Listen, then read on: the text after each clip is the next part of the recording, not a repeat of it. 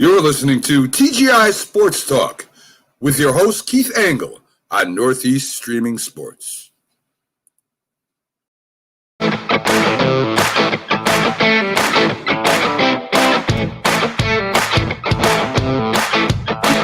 morning, everybody. Keith Angle for TGI Sports Talk right here on the Northeast Streaming Sports Network. We're live on Zodiac TV today. You can also catch us always on our Facebook channels. You can catch us on YouTube, both TGI Sports Talk and Northeast Streaming Sports.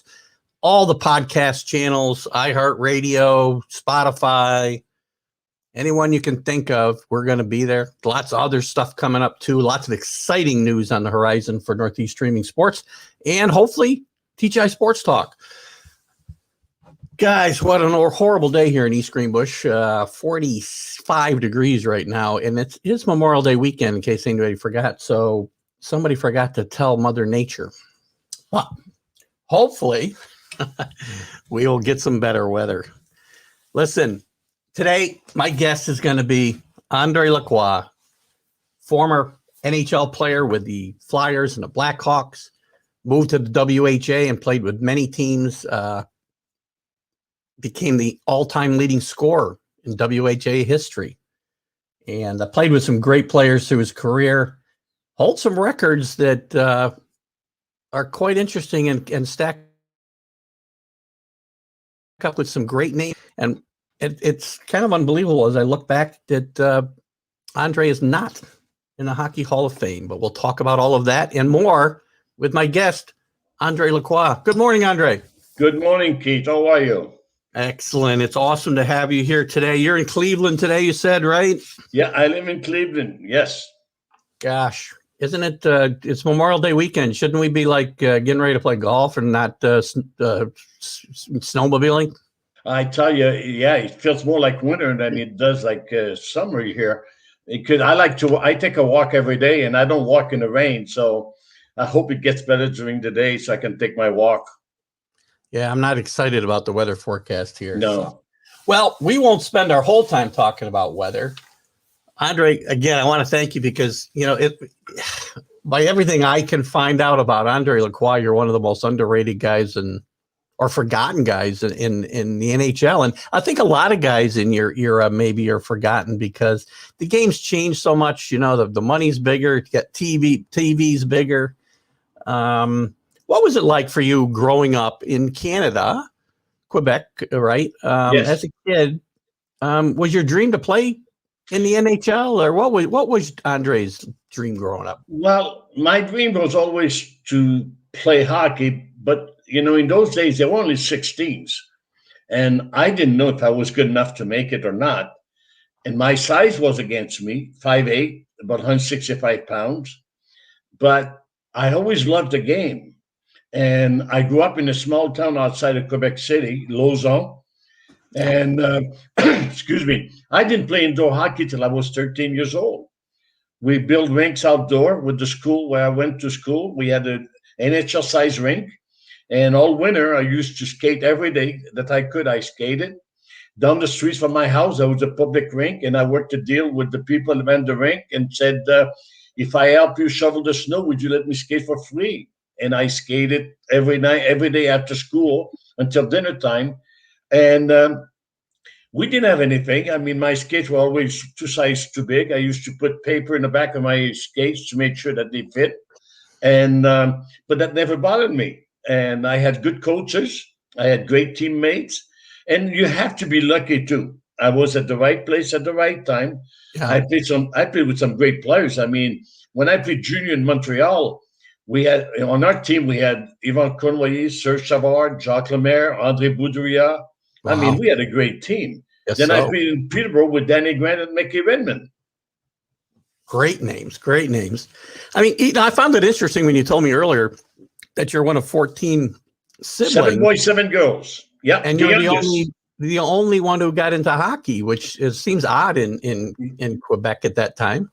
Yeah, and the other part, Keith, is that my brothers and sisters didn't even skate. You would think at least they would skate in Quebec, Yeah. But they were not skaters. My brother Jacques, who's a year older than I am, who's a priest in Quebec, he and I skate. We played hockey against each other in school for a little while. Then Jacques stopped playing, and I kept on playing. But Jacques skated till he was probably maybe 11 years old, 12 years old. Then he quit. Mhm. He quit. Really interesting. Yeah. So, I mean, again, as you got playing in the different, I know there's step up leagues in Canada for the juniors. As you started playing in more competitive leagues, did you have a feeling that you had what it took to play professional hockey? I thought I had the skills, to be honest with you. Okay, but a lot of kids in those days had the skills as well, and there's no doubt in my mind when I played Junior B with the Junior Quebec Aces. Jitar Cote was my coach, and he's the one that probably helped me the most in my career because he taught me how to become a better stick handler. He taught me how to be a good checker. He taught me how to take a check as well. He used to, excuse me, he used to put a bandage over my eyes on the ice in practice and give me a puck and says, skate around, I'll tell you when you're near the boards. Who is Obi-Wan Kenobi was your mentor? Sounds like Luke Skywalker in Star Wars. Exactly, because he said, if you skate with your head up, you're not going to last. So you better, your head down. You better keep your head up. And the best way to do it is to close your eyes and skate with the puck, see how long you can keep it on your stick. So, but I felt that if I could make the NHL when I was a kid, when I was playing junior, maybe I could play for the Quebec Aces. In those days, the American Hockey League was the second best league in hockey. Yeah. And I thought that if I could play good junior hockey, at least I had a chance to play with the Quebec Aces. And obviously that was really good hockey. I would think how would they have stacked up in those days, with the original six in the NHL, because the NHL hadn't expanded at that point yet, right? So no. Could they have played? Could they have competed some of those teams? No, I don't think so. No, because what happened is every team in the American Hockey League was kind of a farm team of an NHL team. Like the Canadians used to send their leftover to Quebec. And those were the guys that in case someone gets hurt was close enough for them to bring somebody else up. Or they would send their veterans where they were at the end of their career, were not good enough to play with the Canadian, but would be really good in the American Hockey League. And I think that's what made the American Hockey League very good, I think, because you had a lot of good veteran hockey players that because there were only 6 teams in the NHL, they couldn't play it anymore. Yeah. Before I forget, because I didn't mention it earlier, I want to make sure that we talk about your book, The Second Snowfall, My Life on and Off the Ice, which I know people will be able to get more. You'll read more in depth to some of the things that we'll chat about here today, and certainly far, far more. What inspired you to write this book before we go too much further, Andre? Well, Keith, I wanted people to know who André Lacroix was off the ice. The book is about, the fact that growing up with being the youngest of 14 kids and what I had to do to make it to the NHL. I talk about all the contracts that I signed. I talk also about, I mention all the contracts I signed in my book. I negotiated my own contract. I was probably the only one in those days that negotiated his own contract. I also talk, to be honest with you, the fact that I played for so many teams, but the reason I played for so many teams is because I was a free agent. Yeah. I was only traded once in my life. It was from the Flyers to the Blackhawks. And when I was with the Blackhawks, there's a lawyer in Philadelphia that got a franchise in the WHA, and he said, Andre, I don't have any idea how much you make in Chicago, but I watched you play for 3 years with the Flyers. I want you to come back to play for the Blazers. He said, I'll double your salary and give you a 5-year deal. At the time, I was making $30,000 in Chicago. That was a no. I knew then I was good friend with Bobby Hall, and I knew Bobby was jumping to Winnipeg. Yeah. So if it's good enough for Bobby, I'm sure it's good enough for me. I talk about that, and I talk also about the contract I negotiated with Ray Kroc, the owner of McDonald's in San Diego, and Buzzy Bavesi was the general manager at the time. He owned the They ran the Mariners. I didn't know that. Well, what happened is Ray Kroc owned the Padres, and his lease was up for the baseball team. So he went to the city, said, I'll tell you what, if you work a good deal with me with the baseball team, I'll keep the hockey team in San Diego. So that's how I kept the team in San Diego. So they called me. I was living in Philadelphia at the time. So they called me and said, "We want you to come and we want to talk to you about a new contract here." So Buzzy told me, he said, when we pay my players, the baseball players, that kind of money, at the time I was making a lot of money. He said, they don't get bonuses. I said, Buzzy, that's why I play hockey. I don't play baseball. And at the time, Keith, the first thing I asked was a McDonald's franchise. And he said to me, "Do you know why Reggie Jackson is not playing in San Diego?" He said, "Reggie Jackson was a free agent with the Yankees. He was negotiating with the Padres, and he won a franchise." And they said, "Ray Kwok won't mix business with sports." So I said, "If Reggie didn't get a franchise, I don't think I'll get one." And we went on, and I negotiated a contract in 1974 with Ray Kwok for $175,000 a year for 6 years, Wow. personally guaranteed by Ray Kwok.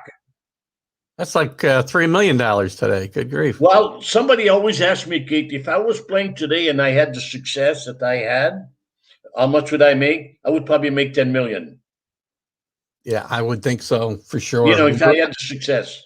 I certainly wanted to get into that. Let me back up a second. So when you're growing up, are you a Montreal Canadian fan? When I grew up, I was a Montreal Canadian fan, yes. Okay. I was a big Jean Beliveau fan. So when you get drafted and you get drafted by the expansion Flyers, was that I didn't get drafted. No, there was no draft then. What happened, Keith, is when the Flyers got an expansion team, they bought the Quebec Aces because they knew they could get Jean-Guy Gendron, Simon Olay, and myself. So they bought the Quebec Aces to make sure they had enough players for the expansion team. That's how I ended up with the Flyers. So they basically drafted the whole team. So yes, they did. They bought the whole team. Exactly. So when you ended up with the Flyers and starting your career with an expansion team rather than one of the legendary teams in hockey, was that a disappointment for you, Andre, or you were just happy to get into the show? That's the best thing that happened to me. The reason I say that, Keith, it's because in those days, if you remember when they had 6 teams, there were not too many changes on any of the teams. Yeah. Maybe 1 or 2 a year. And I said, it's hard to break in when you have a solid team and you have a lot of kids trying out. So I said, my best chance was to be part of an expansion team because they had to build. And I figured that I would be part of that building process, hopefully, and have success with it. And I was fortunate enough. I played with the best owner in hockey, Ed Snyder, the best ever, you know. And so my 2 years in Philadelphia were unbelievable. Yeah, the team became pretty good right out of the gate. I mean, you were making the playoffs pretty regularly and had some tough loss. I mean, it seemed like quarterfinals were as far as that team could get. But you had played with some great teams or some great players in Bernie Parent and Bobby Clark later on, I think, right? Yes, I did. Well, what happened? Leaving a bunch out. Yeah, what happened, Keith, too, is that when the Flyers were at the point where when I went with the Flyers in '67, we used to game because we had 2 great goaltenders, Doug Favell and Bernie Parent. Yeah. And our games were like 2-1, 1-0, 3-2. They were low-scoring game. I led the team in scoring with 20 goals in those days. I had like 57 points at the end of the season. I was leading the team for 3 years. And what happened is after 3 years, we used to get beat by St. Louis all the time because St. Louis was big and strong. And Ed Snyder decided we're not going to get beat up anymore. And that's why they traded me to Chicago for Rick Foley. That's when they started the big bad Bears, basically, in Philadelphia. Yeah, what were they called? The Broad Street Broad Street Bullies. Yeah, Bullies, right, yeah. right. Yeah. It was certainly a different time in hockey. Let's touch on that a little bit. I mean, when you came into the league in '67 and played, obviously, through 80-ish, the game was certainly different than today. Equipment-wise, player-wise, rules-wise. What do you think about the game today compared to yesterday? I don't watch much hockey anymore, to be honest with you. And one of the reasons I don't watch much hockey anymore is because I was raised watching when they had 6 original teams where players were making plays. The shots on goals were maybe like 28-25, that kind of thing. But you saw good hockey. Today they play dump and chase, which I don't agree with. That's not skills, to be honest with you. Yeah. I think the players are very skilled today, to be honest with you. They're much bigger, much faster, and they're very skilled. But they don't let the players play their style of hockey. That's why when you watch what's going on in the playoff now, I stopped watching about 2-3 games into the playoff. And the reason is because each team played everybody about 7 times this year. Then they're going to play each other another probably 7 times in the playoff. Yeah. That's 14 times. They know each other so well that the difference in the playoffs is going to be not the superstars on the team. The difference is going to be the second, third, and fourth line players. Yeah. Those are the guys that are going to win the games or lose the game for the team. So, and beside that, the referee is so bad right now. Refereeing is so bad. If you have rules, might as well apply them. If you watch a hockey game, and I'll bet you that if you watch and say, I'm going to count how many cross checks are not being called in a hockey game, you'll probably get at least 20. And then I asked one time, Keith, I asked many referees, I said, I want you to explain me a rule. I said, there's a rule about interference. It's a 2 minutes. Mm-hmm. I said, why is it when a goal is scored and the player interfered with the goalie, so they disallowed the goal? So why doesn't the player get a 2-minute interference? He should. That's what he got. You got called for interference. You should be on the ice, to be honest with you. So I think that the game has changed so much now. I don't think there's as much finesse. I think the players are good. Don't take me wrong. The players are really good. Right. I wish the coaches would let them play hockey, to be honest with you. I think a lot of guys are going to get hurt because they play each other. They know each other so well now. That's why the stars on each team, to be honest with you, is not having success, like Crosby, McDavid, and all these guys, to be honest with you, because they know what to do to slow them down, because they play them at 7 times during the year. Yeah. To be honest with you. And I think the Stanley Cup is wide open. I still like Tampa Bay because they won, and you have to be the champ to be the champ. Yeah, right. And I like Vegas. Yeah, they're a good story. I like the Avalanche myself, but they're good. They're good. Yeah, I'm a Ranger fan, and it's tough being a Ranger fan. You only win once every 40 some years. I wish they would have made it this year, to be honest with you. They played so well. They played really well the second half. Yeah, they're going to be good though. They got a lot of good young players. Yeah, the problem is whenever James Dolan butts his nose in, whether it's on the basketball side, he usually leaves hockey alone. But now him firing the whole front office and the coaching staff. Keith, that's a very good point, because when I played for the Flyers, even after I got traded from the Flyers to the Blackhawks, I remained very good friend with Ed Snyder, the owner. My daughter used to work for the Spectrum, the people that where the Flyers played, and I used to go visit her. And anytime I went to visit her, I would go sit in a box with Ed Snyder to watch a hockey game. Okay, because he never got involved in hockey. He said, that's why I hired people to run the club. Right. Today, managers, president of the club, they don't run the club. The owners run the club, and they know nothing about hockey. Happens in a lot of sports, and it's crazy. I just don't understand it. It's all personal now. Would you like, based on the things you said, would you, and I always get an argument with guys. I go, well, whatever sport we're talking about, hockey, baseball, football, well, those guys couldn't even play today. And I'm like, well, why not? Well, they would have trained different. They would have had the same equipment. They would have been as good athletes as people are today, because they do get to be better athletes because they train differently, right? But they train differently, but also the game has changed, because when we played, it was more of a finesse game. Today, I told you before, it's a dump and chase. Right. Today, it's more of a physical game than a finesse game. And the sad part is the players have the finesse to play, but the coaches won't let them play that game. It's almost like the coaches have to prove that they're in charge. When we played, the coaches let us play our game. The game hockey is a simple game. Coaches make it complicated, to be honest with you. Yeah. So, it's not a hard game to play. If you know the game, you know you're going to get hit. You know you could hit somebody. Even with my size, I never miss hockey games, to be honest. And I got hit. And I didn't go out of my way to hit people, but I went to hit them if I had to be honest with you. But we knew how to do it. Today, what happened is the guys have to keep themselves in shape 12 months a year.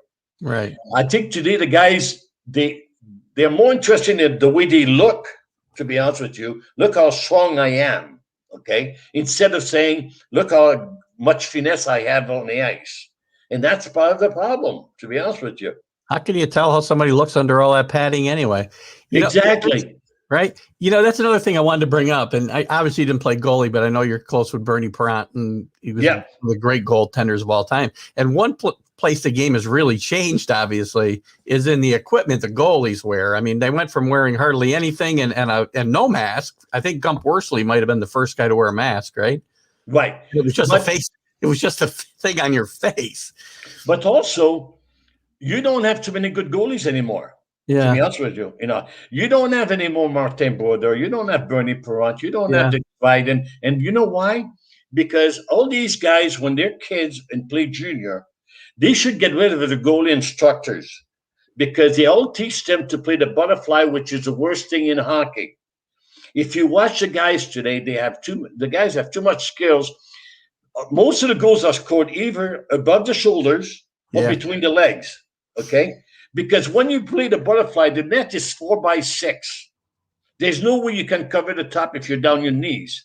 And there's no way you can move side to side.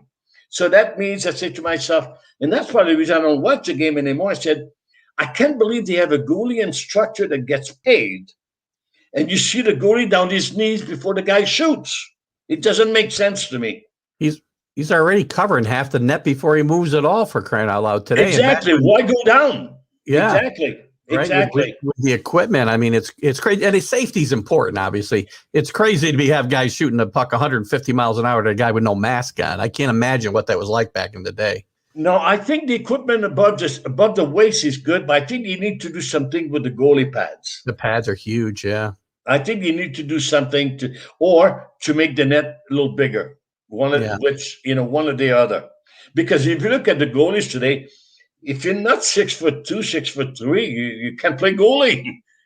All the goalies are like 6'2", 6'3". So you said before that you'd be making probably $10 million playing in the game today. So you obviously think you'd be very successful playing. I mean, would you have the same numbers? Would they be better? I don't know. It depends. To be honest with you. Again, it depends if the game was played the way it is right now. I would probably have a hard time having the success I had, because Gretzky would have a problem getting the success he had. And the reason is because Gretzky and I played the same style of hockey. We like to set up our wings. We were more interested in getting an assist than getting a goal, but we had time to make plays. Wayne made his career behind the net, setting up plays.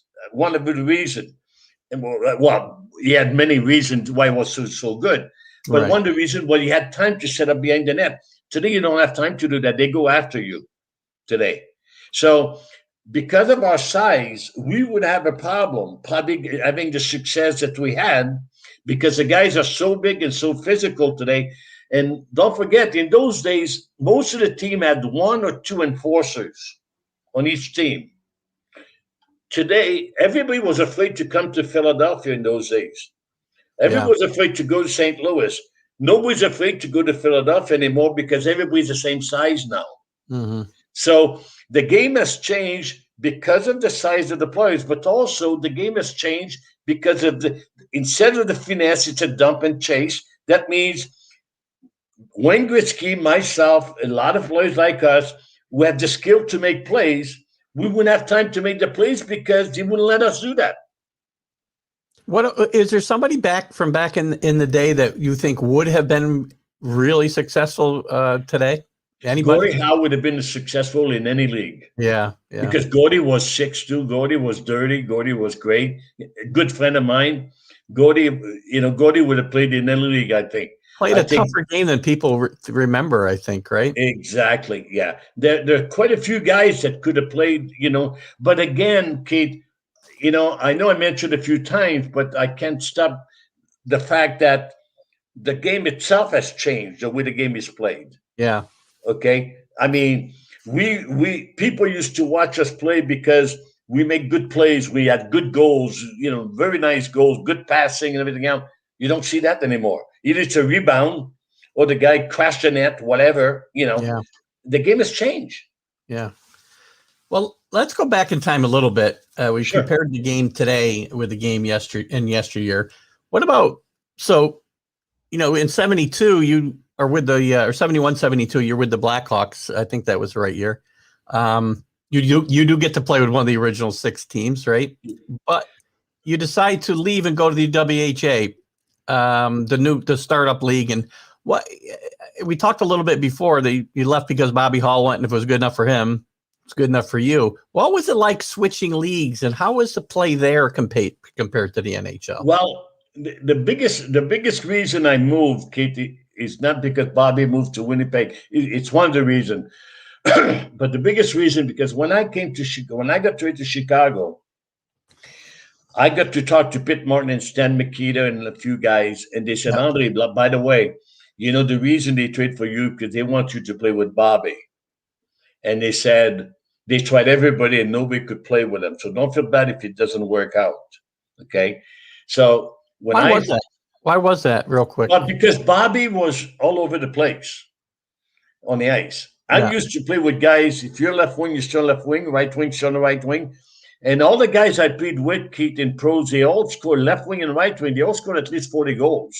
Yeah. Okay. But every time I had the puck, people used to say, I used to look for Bobby. I couldn't find him. I gotcha. So Chicago, I would have been better off in Chicago if they would have played me with somebody else, to be honest with you. Mm-hmm. But instead of giving me a chance to play with somebody else, I hardly played. And I was so unhappy there that when the World Hockey League came along, it didn't matter what they offered me, I would have jumped. Because I knew Chicago, when they found out I was going to jump league, they offered me a new contract. They never did before. And the reason they offered me a new contract is I knew they were going to trade me. And I said, I'm not going to do that. I'm out. And that's when I jumped to the Blazers. I would say the first 2-3 years of the World Hockey Association, some teams were probably as good as some of the teams in the NHL, not as good as the top teams. At the end, I think a lot of teams were as good as anybody in the NHL. And if you look at the stars that were in the NHL, they came from the WHA. Right. Mark Messier, Wayne Gretzky, Ramage, you name it. You go on and on. You could see that all the stars in the NHL came from the WHA. And the NHL players should be happy about the WHA because that's the only reason they got their salary raised. And a lot of guys would have made it to the NHL if it was not for the WHA. Yeah, same thing happened in the NBA with the ABA. Same thing. And with the owners in the WHA, was their goal basically, because I know in the ABA, their goal from the beginning for starting the league was to force a merger with the NBA. That's the only reason they wanted to get in there and get in the NBA. Do you think it was the same with the WHA? That's what they wanted, or did they want a rival league? I think they want a rival league, and because when the WHA started, you could get a franchise very cheap in the WHA. And the owners were gambling at the start. Some of them were gambling that they would, to a lot of people, they could make a couple bucks out of the team, to be honest with you. And if lucky, maybe they could sell the team and make a profit.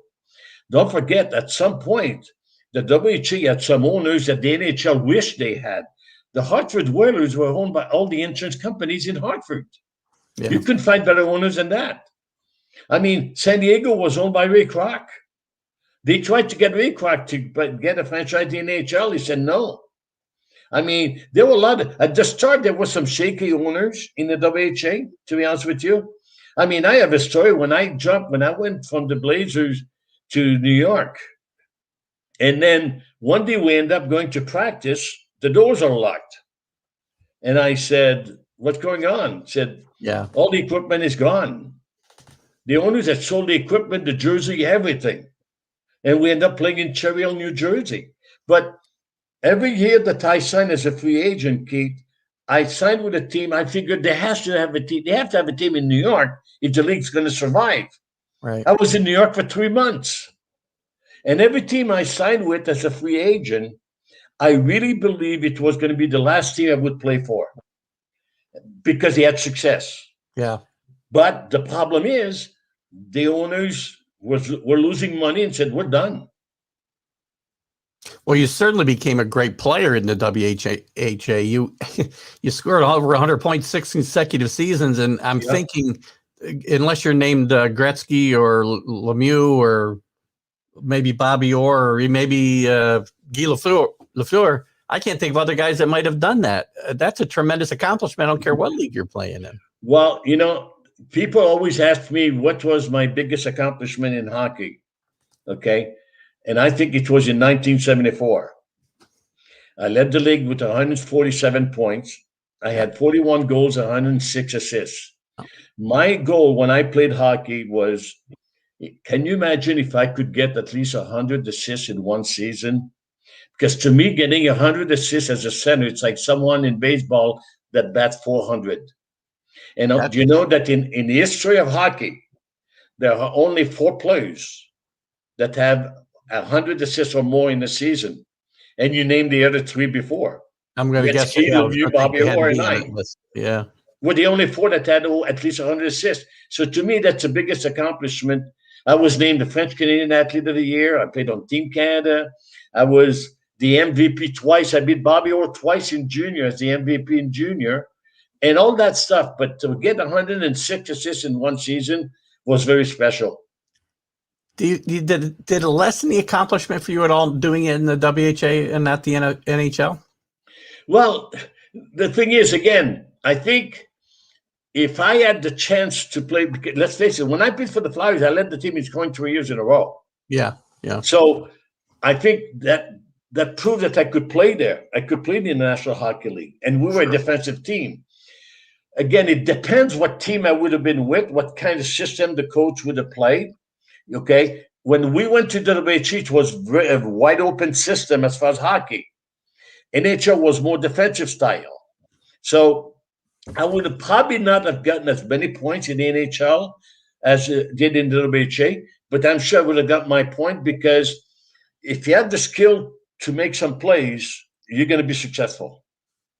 With everything, obviously hindsight's 2020 always, but I mean, do you have any regrets of going to the WHA and not staying? Absolutely not. No. The reason I don't, Kate, is because when I went to the WHA, I said the Flyers gave me a great opportunity to pursue a career that I wanted, that nobody believed I could because of my size. Mm-hmm. And I said, I have skills to play this game, and I want to prove to the people I can play this game. So when I jumped league, the reason I jumped league because Chicago stopped me from being the player I wanted to be. And I said, if the WHA want to give me that choice, then I want to do everything to make sure that WHA survive because they're the one that gave me the chance to pursue my career. So as well as Bobby Hall, Bernie Perron, myself, Derek Sanderson, and a bunch, Jerry Cheevers and Johnny McKenzie, some of us made a big jump because we knew we were blackballed by the NHL if it didn't work. So we want to make sure that the WHA survive. And I think we did a great job with the WHA.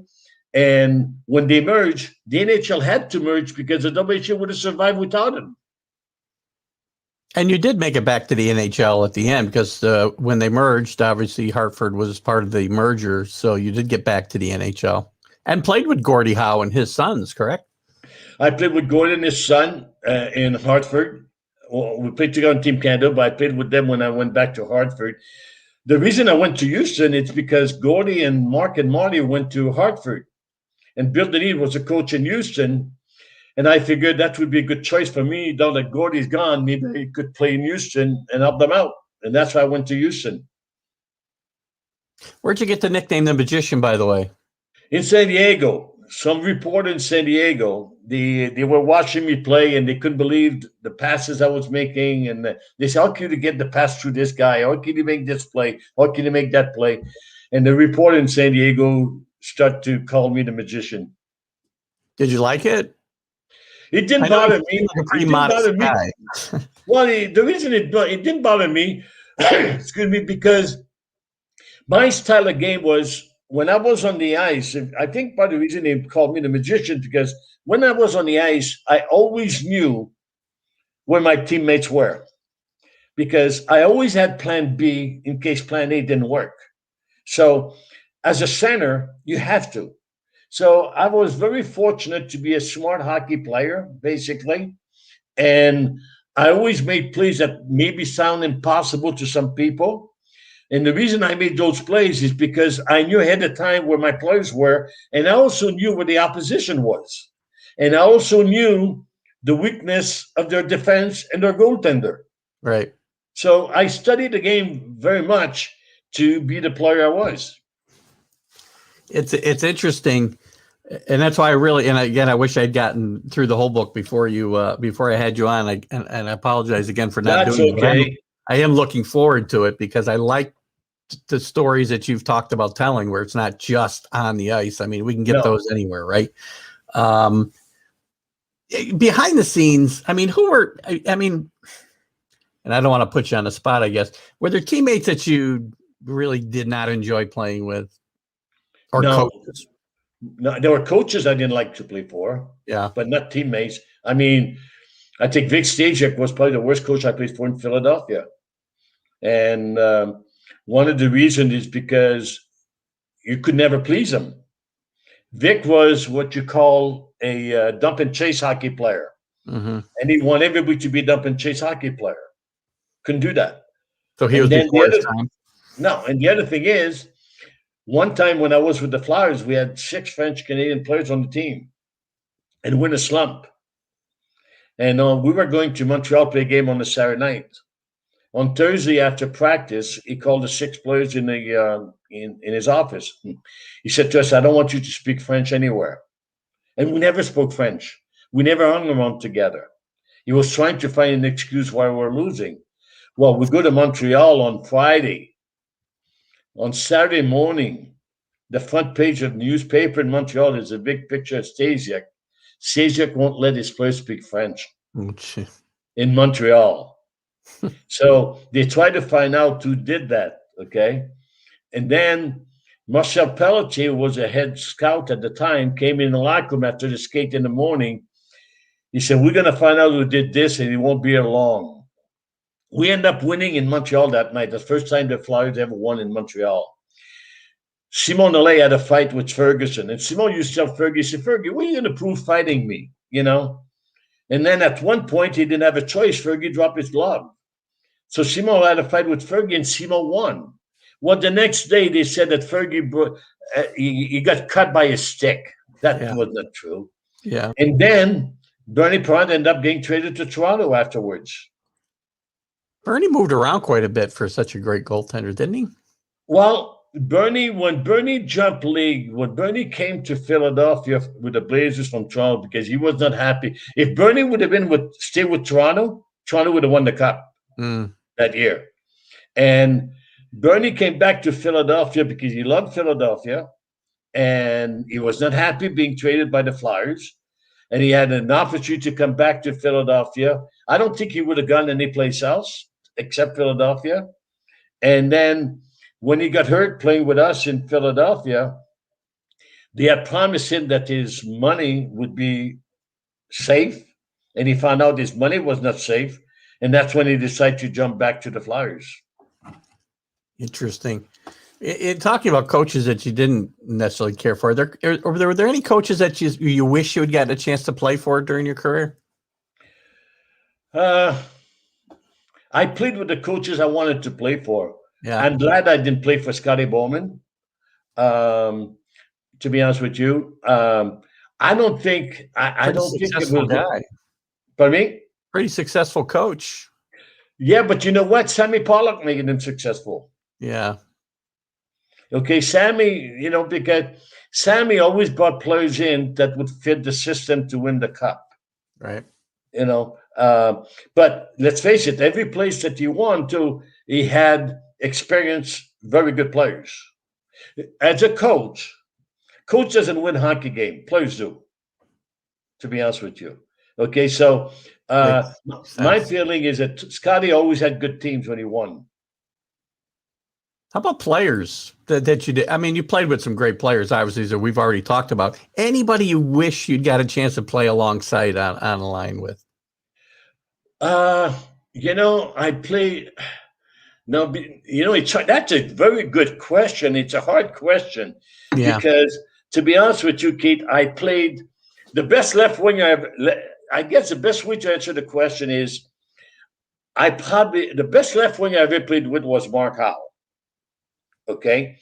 And the best right winger for my style that I played with was Danny Lawson in Philadelphia. Danny scored, I think, 64 goals. Danny was flying on the ice. But Danny knew me. He knew if he got open, I would get him the puck. And he knew when to get open. So I would say Mark Howe was the best left winger I played. Danny Lawson was the best right winger. Let's face it, I played with Gordy. I played with Bobby. I played I played with Johnny McKenzie. I played with some great. Listen, in junior, I played with Mickey Renman and Danny Grant. I mean, come on, So I played with some great hockey players. I would say, I think one player, Bobby Orr. There you go. Bobby Orr. If I could have played with Bobby Orr, I think my career would have been more successful than it was. Let me just, I was going to bring this up earlier. Let me just so we have a little quick glimpse. I meant to do this earlier when we were talking about the WHA and I forgot. So let me just pop this up quick if I could find it. Sure. I think, let's play this real quick. Hold on. I found this real quick clip this morning, and I said, let me play this and just see what Andre's. The ice penalty. Mark Howe, wrist shot. Daly had trouble. Rebound.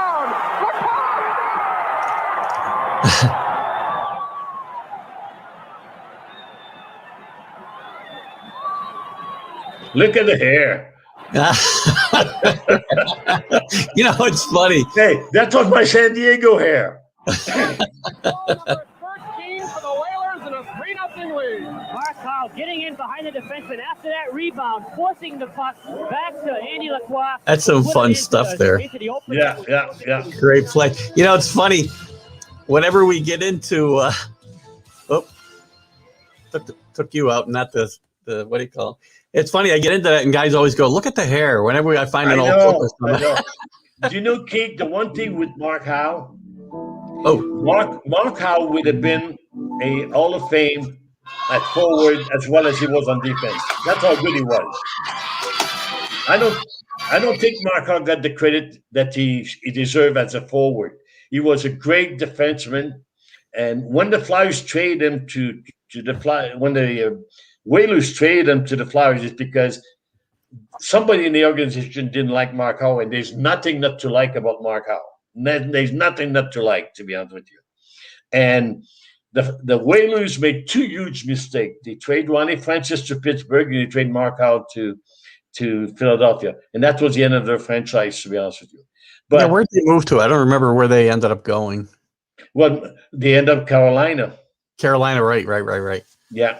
Yeah, they've done fairly well there, but still, it's too bad. Well, the only way they did well, but they don't do well attendance-wise except when they win. If they lose, there's nobody in the building. Yeah. That's a problem in a lot of hockey. I don't think in the original six, basically, but some of the newer expansion teams, they don't show up unless they win. In Florida, I never thought the teams in Florida would last the way they did, to be honest with you, because most people are retired there. Amazing. Amazing. The games are too late. I'm going to, because I've kind of ignored Dave Guyette a little bit. He had a question here when we were talking about today's team and your game, since we just moved to it a little bit. You got any opinion on how bad the Sabres are right now?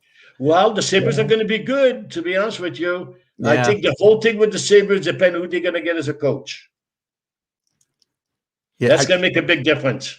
Yeah, well, they can't get worse than they played this year. That's for sure. No, they got a lot of talent. And I think if they get a chance, if this kid, the kid that didn't play this year, the good player, the good player, that if he doesn't want to play there, trade him and get some good players for him. Yeah, I feel that way in any sport. Guys don't want to be there. Don't keep them there. We see it's all about money. That's Yeah. what bothers me. To be honest Yeah. with you, when we played, we were so happy to play. We were part of the booster club. Today, players, listen, autograph signing today for the athletes today don't mean anything because their signature, you can't read their name, to be Yeah. honest with you. Yeah. Okay. If you ask a signature of Gordie Howe, Bobby Hull, Wayne Gretzky, anyone that played in the days we played, you can read their name. Today, they just scribble their name. It's awful. And Yeah. they should spend time with the fans, which they don't. That should pay their salary. Gretzky's card just went for $3.7 million. I think I saw. I saw that. I saw that. I'll tell you what. I think TNT did a great job by getting him. How much can I get from my André Lacroix card, do you think? Maybe $2, maybe. I don't know. I pay more than that. No, I don't know. No. Listen, you never know. I have all my jerseys that I played with, except Chicago and the Blaze and New York, and I get letters every year to find out what my jersey, if I want to sell any of the stuff I have, and I'm going to give everything to my kids. I'm not selling anything. But somebody found my New York Golden Blades jersey that went into an auction for $550 or something like that, and because I couldn't find it, I would like to have my New York Golden Blades jersey. I thought it was a great looking jersey, but somebody bought it for $550, I guess. It's funny. I was just going to say that I'll hold on to that card until you get in the Hall of Fame, and that way it'll be worth a lot of money. Why are you not in the Hall of Fame when, I know you played a majority of your career in the WHA, but you were a good player in the NHL, really good player in the NHL. And then the guys who never played in the NHL, they played only in Europe. They only played in Canada. So why are you not there, do you think? I don't know. Because, see, to me, it's not the NHL Hall of Fame anymore. It's like the Hockey Hall of Fame, I guess. Right. Okay, so if it's a Hockey Hall of Fame, if you look back on my junior years, okay, I won the scoring title 2 years in the junior. Yeah. I beat Bobby Orr. The first year I beat Bobby Orr as the MVP. The second year I beat Bobby Orr and Jacques Lemaire as the MVP in junior. When I played with the Quebec Aces, I led the league in scoring until I went to the Flyers in 1967. I was leading the league by 30 points when I went with the Flyers. Someone beat me the last week of the season. When I was with the Quebec Aces, the year that I was leading the league in scoring, I had 6 hat tricks that season. I was going for a record 7. And I decided to go with the Flyers for the last 17 games of the season. So I went to the Flyers. I led the Flyers for 3 years in a row in scoring. Then I went to the WHA. I'm the all-time leading scorer in the WHA. With as many teams as I played with, and never been traded in the WHA. I was only traded from the Flyers to the Blackhawks. I was a free agent. So I think I had the stats, to be honest with you, for a case, but it's not my call. I think without a doubt. I mean, you had the stats. Does it bother you? No, it doesn't bother me. The reason it doesn't bother me because I'm happy with my career, Keith. I'm happy with what I did. I had a tremendous relationship with all the fans where I played. I always got involved with the fans because that's where I was brought up, because I figured they pay my salary. To this day, I'll be 76 years old next week. You look great. Good job. God bless you. Thank you. And to this day, Keith, I get letters every week from fans that send me my hockey cards to sign. And some of them ask me questions. And then I sign all the cards and send them back. And I answer all the questions they send me. And that's probably why every place I played, I have friends in every city that I played in to this day, because I always got involved with the community. I had a foundation when I played for the Whalers in Hartford. I helped a lot of people with disability, which was a big thing for me. So I've accomplished a lot, and I'm at ease with myself. Is there still a chance for you to get? In all frankness, I don't know the process for the Hall of Fame in hockey as well as I do for baseball or football. Is there still a chance for you to get in? Have you? I have no idea. Eligibility? I have no idea, Keith. I don't know how that works, to be honest with you. Yeah. Like baseball You know, has a veteran committee. You have eligibility for so long, then you have a veteran committee. I don't think that's the case with hockey. I don't think that's the case with hockey. The fact that he's a Hockey Hall of Fame in 7 NHL, I don't know who's in charge of that, to be honest with you. Mhm. Because if it was an NHL Hockey Hall of Fame, I don't think I would ever get in because they never accepted the fact that we jumped league to the WHA. Yeah. And the reason that the NHL was bitter is because WHA said, listen, if you don't, we're going to survive and we're going to challenge you. And so we were part of the process, almost like when Ted Lindsay started with the Detroit Red Wings, he got blackballed, Yeah. So who knows? They'll never accept our records. My record will never be broken because there won't be another WHA. Yeah, exactly. That's a good point. Was anybody else? Is there anybody else you can think of that might have been blackballed for jumping leagues and punished the same way, for lack of a better term? Well, look at the Swedes that played in Winnipeg. Yeah, Nielsen and Edberg, to be Forgot honest about with you. Okay. They were unbelievable hockey players. Okay. See, that's the other thing is, I think they have Trichak, the goalie, I think he's in the Hall of Fame. Never played a game here. I mean, from Russia. yeah. Then I think Nedemansky, I think, was in the Hall of Fame because he was the first guy that jumped, the curtain to come and play here. Mm-hmm. I mean, he was a great hockey player. Don't take me wrong. I think everybody that said deserve it. But I think they need to look at the whole picture and say, not just about me, but about everybody else. Forget the fact that the WHA helped the NHL. They help the owners. The reason their franchise is worth so much money today is because of WHA. I think we're going to start a grassroots campaign to get André Lacroix in the Hockey Hall of Fame. I think we're going to start that today when we share this interview. How's that? That'd be great. And at some point, we need to do something, Keith, where we could get people to call in and ask questions. That'd be awesome. We can do that. In fact, I get a lot of my Sunday show has a lot of audience interaction, and I have a lot more people that are there, and maybe we'll have you on one morning and when we can do more of that for sure. Listen, since your retirement from hockey, I know you've been involved in a few things. You got the book now, but I know you had some hockey academies, and you were the director of some hockey programs. I think I'm not sure where, maybe in Michigan. I'm not sure. I was in Oakland. Okay, yeah, you're right. And did some radio broadcasting. What are you up to now? And is there something you'd like to be doing to at this point in your career besides taking it easy? And see, at my age, I don't think anybody's going to hire me in hockey now. To be honest with you, yeah. When I retired from hockey, I wanted to coach. You did, okay, and I tried to coach. I contacted Pat Quinn, who was the coach in the Flyers at the time in LA. When Pat played for the Flyers, he rented my house in Philadelphia. When I contacted Pat, I said, if you need, I would love to work with you to get my feet wet. He said, Andre said, we have 2 players on the team that they have to pay and they're not good enough to play, so I have to keep them as assistant coach. When Bill Deneen became the coach in Philadelphia, I called Bill. We're good friends. I said, Bill, if you have a chance, And he said to me, Andre, they told me who would be my assistant coach. He didn't even hire them.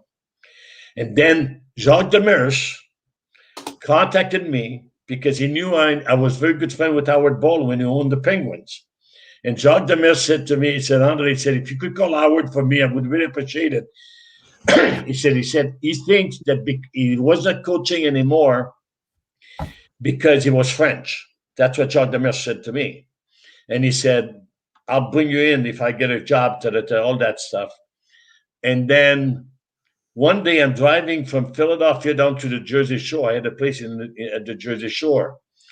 And I'm listening to WFAN, and I hear that Jacques Demers had a job in Detroit. Mm-hmm. And he used to call me all the time to find out. Well, when he got the job in Detroit, I never heard from him anymore. And then when I was doing the game on the radio with Chuck Caton in Hartford, which I loved doing that. I was not a homer. I said it the way it was. And every time we went to Montreal, I used to sit down with Mario Tremblay because Mario was working for the Canadian at the time on the radio as well. I was telling him the story about Jacques Demers. And he said to me, he said, you know, he did the same thing to me, André. He did the same thing to a lot of people. He said he tried to use people to get a job, then he never stayed in touch with them. So I tried to coach at the college level. Colgate had an opening. And then there's a guy that works had a huge job with the Aetna in Hartford. I didn't know the man. He said, André, I would like you to come for lunch. I want to talk to you. Guy donated a lot of money to Colgate. He said, he asked me all kinds of questions. Then he sent a letter to Colgate. He sent me a copy. My father couldn't have written a better letter than that. Okay. I get a call from the AD in Colgate. They send me the information to fill out. And there's a place where you need to fill out what college did you go to. I said, I didn't go to college. I played junior hockey. Never heard from them because I didn't go to college. Well, they were afraid that I would push the kids toward playing pro hockey. Well, how would you know that unless you talk to me? Yeah. And that's the last thing I would do, to be honest with you. I would push the kids to finish their college level education first, to be honest with you. But they never gave me an opportunity. I think I had the skills to be a coach. I would have loved to coach college or pro hockey. I would have loved to be an assistant to start with if that was the case. But nobody, you know what the problem was then, Kate, too? A lot of coaches were afraid to hire somebody that might be a threat to them. Mm-hmm. Okay? Because if the team goes bad, then they would fire the coach and maybe promote the assistant. And most coaches in those days hired assistant coaches that knew that didn't want to be a coach, just want to be assistant. Right. Well, I think a lot of teams missed out on a great opportunity because obviously you've got a great hockey mind and a great personality. I think you would have been a great coach. Again, I want to remind everybody, look for Andre's book. You can certainly find that on Amazon and I'm sure different outlets as well. Again, it's the second snowfall, My Life on and Off the Ice by André Lacroix. André, I really appreciate you being here with me today. And Kate, my pleasure. Happy Memorial Day. Happy Memorial Day to you too. I hope to have you on again. I'm going to wrap up the show. If you want to chat for a second, you can certainly hang around. If you got to run, I certainly understand, but I'll chat with you for a second. I'll hang around with you. I'll wait for you. All right. Thanks, André. Awesome conversation. Thank you. Guys, my guest today, André Lacroix. What a great guy. I hadn't spoken with him directly until today. We only communicate through email. And I love chatting with guys like André with that positive attitude that he's had. Even though when I tried to take him down a negative road, I really wasn't trying to do that badly. But I thank André for certainly being on with me today. So, guys, you have a great Memorial Day weekend. I hope the weather improves. I hope the weather's going to be good wherever you are. I hope it improves here in the Northeast and where André is. And, guys, I don't want to get my snowshoes out. Gosh. Listen, Keith Engel, TGI Sports Talk, right here on Northeast Streaming Sports and Zodiac TV. Guys, I'll see you Sunday with our stream of consciousness conversation. Well, you're going to be talking NBA playoffs, NHL playoffs, Major League Baseball. The injuries are just piling up. And we'll talk more. You guys all have a great weekend, and we will see you Sunday morning. Keith Engel, TGI Sports Talk. See you later. Bye-bye.